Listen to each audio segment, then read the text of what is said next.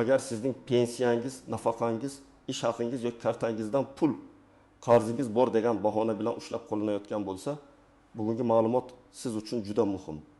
Chunki ko'pchilik odamlar bank pensiya jamg'armasi IMIB yoki boshqa tashkilot pulni ushlab qolsa, demak shunday bo'lishi kerak ekan deb indamay yuradi.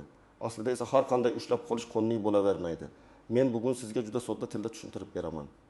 Qaysi holatda pulingizni ushlab qolish mumkin? Qaysi holatda mumkin emas? Sud qarori nimani anglatadi? Kimlar o'z pulini qaytarib olishi mumkin va buning uchun aniq nima qilish kerak? Bu mavzu pensiya oluvchilarga ham, aliment to'lovchilarga ham, kredit qarzi borlarga ham, ijro hujjati chiqqan fuqarolarga ham tegishli. Videoni oxirigacha ko'ring. Chunki bitta ariza bilan bir necha oy ushlab qolingan pulingizni qaytarib olishingiz mumkin bo'lgan holatlar bor. Hozirning o'zida kanalga obuna bo'ling, like bosing. Chunki bunday huquqiy ma'lumotlar ko'pchilikning pulini, asabini va vaqtini saqlab qoladi. Avval qanday edi? Ko'p hollarda fuqaroning pensiyasi yoki nafaqasi tushishi bilan kartadan ma'lum bir summa ushlab qolinardi. Ba'zan bu MIB ijro hujjati asosida bo'lardi. Ba'zan bank kredit qarzi uchun avtomatik yechib olardi. Ba'zan esa pensiya jamg'armasi sizga ortiqcha pul to'langan deb keyingi oylardagi pensiyadan ushlab qolardi. Oddiy odam esa buni tekshirib o'tirmasdi.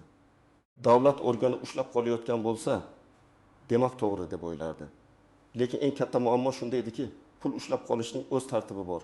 Har bir tashkilot o'zi xohlagancha, o'zi belgilagan foizda, o'zi istagan muddatda fuqaroning daromadidan pul ushlab qola olmaydi. Ayniqsa pensiya va ijtimoiy nafaqalar masalasida qonun alohida ehtiyotkorlik talab qiladi.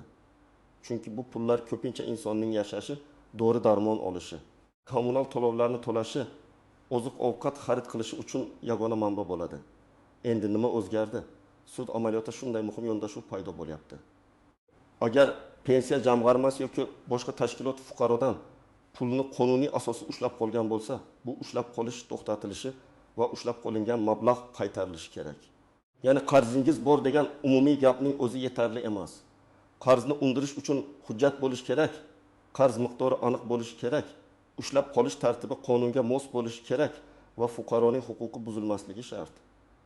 Men buni oddiy qilib aytaman. Agar sizdan pul ushlab qolishayotgan bo'lsa, birinchi savol shunday bo'lishi kerak: qaysi hujjat asosida? Ikkinchi savol: qancha miqdorda? Uchinchi savol: necha foizdan ushlab qolinyapti? To'rtinchi savol: menga bu haqda yozma xabar berilganmi? Beshinchi savol: men bu qarzni tan olganmanmi yoki sud qarori bormi? Asosiy qismlar: kimlar xavotir olishi kerak? Kimlar esa xotirjam bo'lishi mumkin? Birinchi navbatda pensiya oluvchilar diqqatli bo'lishi kerak. Masalan, bir fuqaro oyiga 1.200.000 so'm pensiya oladi. Bir kuni kartasiga faqat 800.000 so'm tushadi. U bankdan so'rasa, ushlab qolingan deyishadi.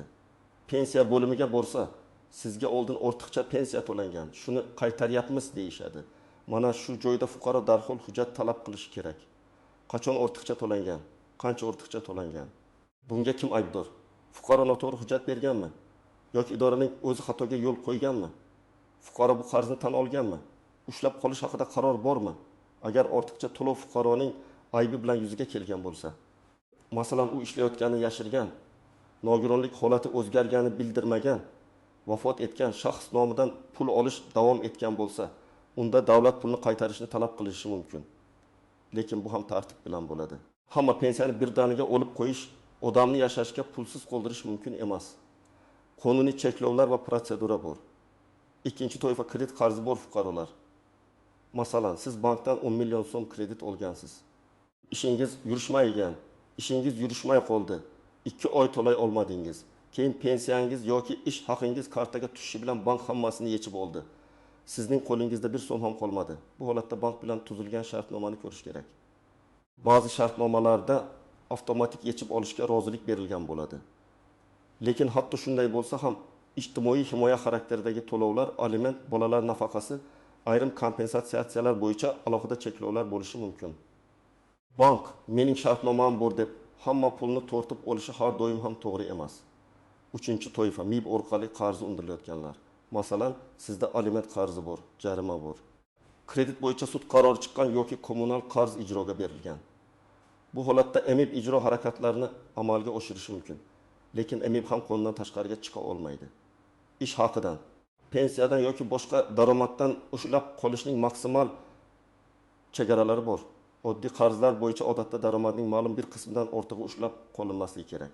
Aliment zarar qoplash, jinoyat oqibatidagi zarar kabi ayrim majburiyatlarda foiz yuqoriroq bo'lishi mumkin. Lekin baribir hammasi hujjat asosida va qonun doirasida bo'lishi shart. 4-toifa bolalar puli nafaqa, moddiy yordam oladigan oilalar. Bu yerda juda ehtiyot bo'lish kerak. Chunki ijtimoiy nafaqalar oilaning minimal ehtiyojlari uchun beriladi.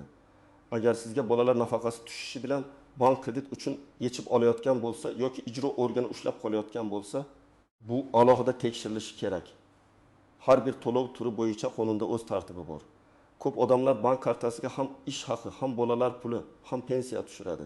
Keyin bank yoki ijro tizimi pulning manbasini ajratmay, hammasini umumiy mablag' deb ko'rishi mumkin. Mana shu eng katta amaliy muammolardan biri. Birinchi misol, onaxon oyiga 1 million 5 ming so'm pensiya oladi. Pensiya jamg'armasi unga 2 yil avval noto'g'ri hisob-kitob sabab 3 million so'm ortiqcha to'langanini aytadi va har oy 500 ming so'mdan ushlab qolishni boshlaydi. Onaxonning qo'lida 1 million so'm qoladi. Dorilar esa oyga 6 ming so'm turadi.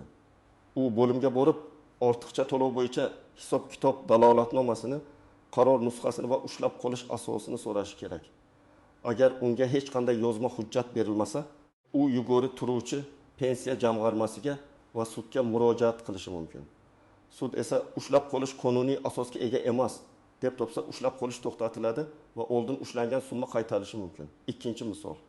Fuqaro 5 million so'm bank kreditidan qarzdor. Uning oyligi 3 million so'm. Bank karta orqali 3 millionning hammasini yechib oladi. Fuqaro uyda 3 ta farzand boqadi, ijara to'laydi.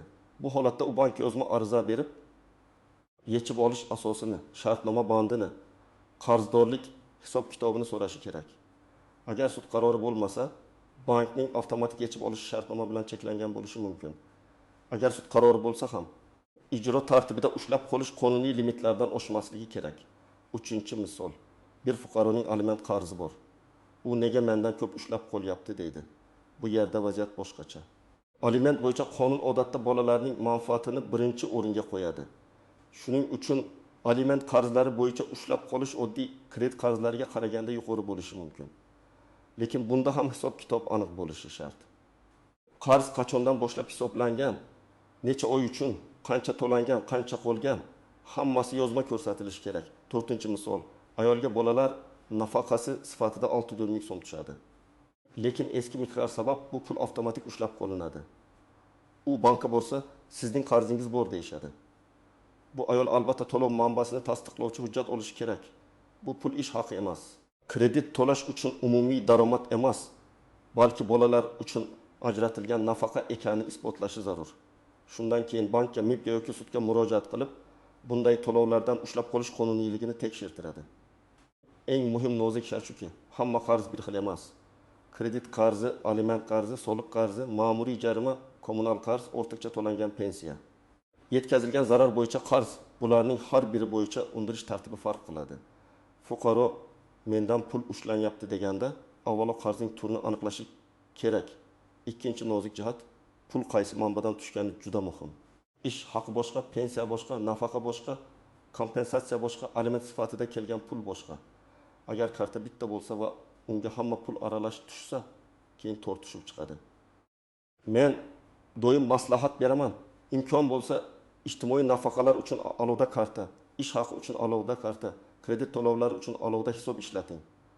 Bu sizga keyinchalik pul manbasini isbotlashni osonlashtiradi. Uchinchi nozik jihat, og'zaki gapga ishonmang. Sizda qarz bor, biz ushlab qolamiz. Shunaqa buyruq bor. Tizim avtomatik yechgan degan gaplarning o'zi huquqiy asos emas. Har doim yozma hujjat so'rang. Agar xodim og'zaki javob bersa, siz yozma ariza kiriting. Arizangizga kirim raqami qo'ydiring yoki elektron tarzda yuboring. Shunda keyin dalil bo'ladi. 4-nozik jihat, sud qarori borligi ham har doim hamma pulni ushlab qolish mumkin degani emas. Sud qarori qarz borligini tasdiqlaydi. Lekin uni qanday undirish, qaysi daromaddan qancha ushlab qolish, qaysi to'lovlarga tegmaslik masalasi ijro qonunchiligi bilan tartibga solinadi. Masalan, sud kredit qarzini undirish haqida qaror chiqargan bo'lishi mumkin. Ammo bu fuqaroning bolalar puli Ayrim kompensatsiyasi yoki qonun bilan himoyalangan to'lovlari ham to'liq olib qo'yiladi degani emas. 5-nozik jihat. Pensiya jamg'armasi ortiqcha to'lovni qaytarishni talab qilsa, ortiqcha to'lov kimning aybi bilan yuzaga kelgan degan savol juda muhim. Agar fuqaro yolg'on ma'lumot bergan bo'lsa, masalan kerakli holatni yashirgan bo'lsa, vaziyat bitta. Agar idoraning o'zi noto'g'ri hisoblagan bo'lsa, boshqa masala.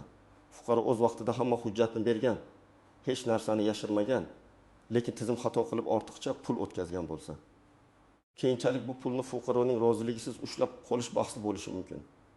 6-nozik jihat muddat masalasi. Ayrim talablar bo'yicha da'vo muddati, ijro muddati, ariza berish muddati bo'ladi. Ko'p odamlar 2 yil, 3 yil kutib yuradi, keyin pulimni qaytaraman deydi. Albatta har bir holat alohida ko'riladi, lekin qancha erta murojaat qilsangiz shuncha yaxshi. Chunki hujjatlar yo'qolib ketmaydi. Hisob-kitobni aniqlash oson bo'ladi. Ushlab qolish davom etayotgan bo'lsa, uni tezroq to'xtatish mumkin. 7-nozik jihat qarzni tan olish. Ba'zan odam idoraga boradi, unga mana shu qog'ozga imzo qo'ying, keyin hal qilamiz deyshadi. U o'qimasdan imzo qo'yadi. Keyin qarasa, u hujjatda men qarzimni tan olaman va har oy pensiyamdan ushlab qolinishiga roziman degan mazmun bo'ladi. Shuning uchun hech qachon tushunmagan hujjatingizga imzo qo'ymang. Agar ko'zingiz yaxshi ko'rmasa, farzandingizga o'qiting, yuristga ko'rsating. Kamida telefoningizga rasm olib qo'ying. 8-nozik jihat, ijro ishi ochilganmi yoki yo'qmi? Ba'zan fuqaroning kartasi blok bo'ladi, pul yechiladi, lekin u ijro ishi raqamini bilmaydi. MIBga borganida sizda ijro bor deyshadi. Siz ijro hujjati nusxasini, ijro ishi raqamini, qaror sanasini, undiruvchi kimligini, qarz qoldig'ini yozma so'rashga haqlisiz. Ijrochi sizga tushuntirish berishi kerak. Agar ijro harakatlari qonunga zid bo'lsa, yuqori turuvchi MIB organiga yoki sudga shikoyat qilishingiz mumkin. Endi eng muhim qismga keldik. Agar sizdan pul ushlab qolinayotgan bo'lsa, men tavsiya qiladigan tartib quyidagicha. Birinchi qadam, pul qayerdan ushlangani aniqlang. Bank ilovasidan ko'chirma oling. Unda pul qachon tushgani, qancha ushlanganligi va kimning foydasiga yechilgani ko'rinadi. Agar ilovada aniq yozilmagan bo'lsa, bank filialiga borib, hisob varaq bo'yicha batafsil ko'chirma so'rang. Og'zaki javob bilan cheklanmay, muhrlangan yoki elektron tasdiqlangan ko'chirma oling. Ikkinchi qadam, ushlab qolish asosini so'rang. Agar pul pensiya jamg'armasi tomonidan ushlangan bo'lsa, tuman yoki shahar pensiya bo'limiga yozma ariza bering. Arizada shunday yozing: mening pensiyamdan falon sanadan boshlab falon miqdorda mablag' ushlab qolinmoqda. Ushlab qolishning huquqiy asosi, qaror nusxasi, ortiqcha to'lov hisob-kitobi va qarzdorlik miqdori haqida yozma ma'lumot berishingizni so'rayman. Arizani 2 nusxada bering. Bir nusxasi ularda qoladi. Ikkinchisiga qabul qilingan sana va raqam qo'ydirib oling. Uchinchi qadam, agar MIB ushlab qolayotgan bo'lsa, ijro bo'limiga murojaat qiling. Ijro ishi raqamini, sud qarori yoki ijro hujjati nusxasini, qarzdorlik hisob-kitobini. Hozirgacha qancha undirilganini so'rang. Agar sizning daromadingizdan qonunda belgilanganidan ortiq ushlab qolinayotgan bo'lsa, ushlab qolish miqdorini kamaytirish yoki qonuniy tartibga keltirish haqida ariza yozing. 4-qadam. Agar bank avtomatik yechib olayotgan bo'lsa, bankka yozma e'tiroz kiriting. Kredit shartnomasi nusxasini, avtomatik yechish bandini, qarz hisob-kitobini va qaysi hisobdan nima sabab yechilganini so'rang. Agar yechilgan pul ijtimoiy nafaqa, bolalar puli yoki himoyalangan to'lov bo'lsa, buni tasdiqlovchi hujjatni ilova qiling. 5-qadam, to'lov manbasini isbotlang. Pensiya bo'lsa, pensiya guvohnomasi yoki pensiya jamg'armasidan ma'lumotnoma oling. Bolalar nafaqasi bo'lsa, ijtimoiy himoya organidan yoki tegishli platformadan ma'lumot oling. Ish haqi bo'lsa, ish beruvchidan ma'lumotnoma oling. Aliment sifatida kelgan pul bo'lsa, sud qarori yoki kelishuv hujjatini saqlang. Nima uchun bu muhim? Chunki pulning manbasi aniqlansa, unga nisbatan qaysi qoidalar qo'llanishi ham aniqlanadi. 6-qadam, yuqori turuvchi organga shikoyat qiling. Agar tuman bo'limi javob bermasa yoki shunaqa bo'ladi deb sizni qaytarib yuborsa, viloyat boshqarmasiga respublika darajasidagi tegishli organga yoki elektron murojaat portali orqali shikoyat yuboring. Shikoyatda hissiyot emas, fakt yozing. Qachon, qancha pul ushlangan, qaysi organ ushlagan, qanday hujjat so'ragansiz, qanday javob olgansiz, nimani talab qilyapsiz. 7-qadam, sudga murojaat qilishdan qo'rqmang. Agar pulingiz qonunsiz ushlab qolinayotgan bo'lsa, sud orqali ushlab qolishni to'xtatish noqonuniy qarorni bekor qilish, ushlangan mablag'ni qaytarish talabini qo'yish mumkin. Bunda bank ko'chirmalari, arizalaringiz nusxasi, javob xatlari, pensiya yoki nafaqa ma'lumotnomalari, ijro hujjatlari asosiy dalil bo'ladi. Sudga borish doim katta xarajat degani emas. Ba'zi holatlarda davlat boji bo'yicha imtiyozlar bo'lishi mumkin. Ayrim toifadagi fuqarolar bepul yuridik yordam olishlari ham mumkin. 8-qadam, kelajakda bunday muammo takrorlanmasligi uchun hisoblaringizni tartibga soling.